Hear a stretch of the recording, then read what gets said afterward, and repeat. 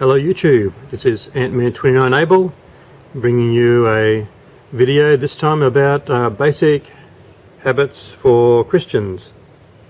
I wrote this short, these short notes just not so long ago as a reminder to myself that what we should be doing. The first one is regular reading and study of the Bible. Second one, regular prayer time. Third one, regular fellowship with other believers. I was inspired to make this video by Bibles and Barbells on his channel just recently. He had a video about his daily habits in the morning, how he likes to have some Bible reading and make notes in a journal.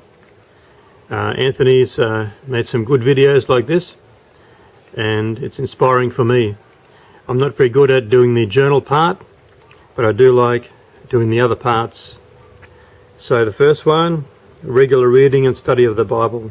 When we look at the life of Jesus, see in Luke chapter 2, he increased in wisdom and stature and favour with God, with people. Jesus definitely knew his scriptures, because in Matthew chapter 4 we can see when he was tempted by Satan, he could quote the scriptures and say, it is written, and he knew where his beliefs were. 2 Timothy chapter 4, Paul writes, when you come, bring the cloak that I left with Carpus at Troas, and my scrolls, especially the parchments. Paul wanted to take time to study the scriptures and improve his wisdom and understanding of the Bible. And so if Jesus knew scriptures, Paul was studying, by all means it's a good habit that we can do. Regular prayer time. Jesus was a good example of someone who prayed regularly. We can see in Mark 1:35, very early in the morning when it was still dark, Jesus got up, left the house and went off to a solitary place where he prayed. Luke chapter 6, one of those days that Jesus went up on the mountainside to pray and spent the whole night praying to God. Wonder if we spend a whole night praying. In Ephesians chapter 6, Paul writes, pray also for me, that whenever I speak. And Philippians chapter 1, Paul writes, in all my prayers. So here's Paul asking for prayer and praying for people. In Colossians chapter 4, devote yourselves to prayer, being watchful and thankful. Pray for us.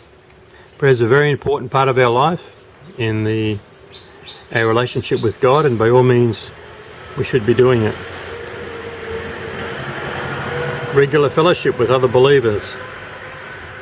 Something we should do not just means going to church as such. We should be meeting with others when we can. I realise some people with their work are not able to go to church on Sunday, so to speak, but should make time to meet with other believers. And I know that Christians in some countries, it's very dangerous to be a Christian and be openly a Christian, and so need to be careful, but still try and make time to meet with fellow believers. The internet can be useful in some respects by keeping in contact with fellow Christians and friends, but by no means should it be a substitute for going to church if you're able to. We see in Luke chapter 4, Jesus came to Nazareth, where he'd been brought up.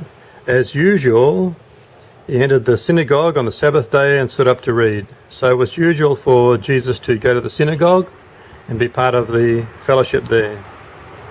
Hebrews chapter 10, the writer of Hebrews said, don't neglect meeting together as the habit of some, but encourage one another, all the more as you see the day drawing near.